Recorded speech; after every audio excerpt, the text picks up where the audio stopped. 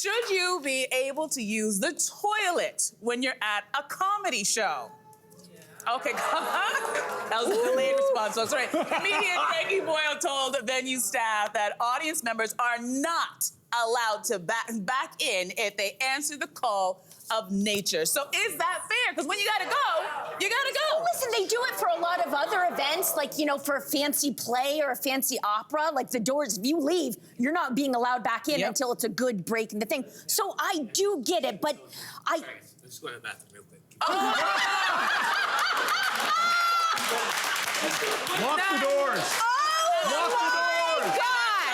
Okay. That's funny. Okay, I see what our colleague name on the poster. Yeah. You know what? That is Paul Lamb illustrating a point that it throws you off what you're about to say as a performer. But what I gotta say is, look at the material he's created for you. I mean, I'm sorry. Any stand-up worth their salt, honestly, you already have a bit just for that. Yes. You relish that. No, honestly, You're almost hoping. Yeah, absolutely. And the other thing is, too, you know what? You're making people with a 2-drink minimum, right, at these shows. You're making them drink booze or whatever, and you expect them to sit there. And like, if you're the headliner and the show is 2 hours long and they've been drinking for a couple of hours now, They gotta go. My art is not so precious that I will die if somebody leaves the room, or I feel like, oh my God, they've disrupted my art. I can't be funny anymore. Stop the show. Don't let them back in. Shame on you. To your point, I love that you said that, especially in the line of work that you come from, because if you are a good comedian, you make it part of the show, and sometimes it becomes the moment of the show. There's a comedian who's been on our show before. Her name is Atsuko. If you know her, she's Japanese. You know Atsuko. Yeah, she's amazing. So listen, I'm gonna give a bit of background. So she was doing a show recently, and this happened. Front row, a woman gets up and leaves right in front of her, and it throws her off, but she dives right into it. It turns out the woman was breaking up with her husband in the middle of the show. I don't know where this clip picks up, but I want you to watch how she kind of handles it. Yeah, it's a couple. One is trying to go, the other one's like, we're staying. So it's kind of a thing. Don't worry, it'll be... Don't worry, I'm very worried. I've never dealt with a couple split. Hello?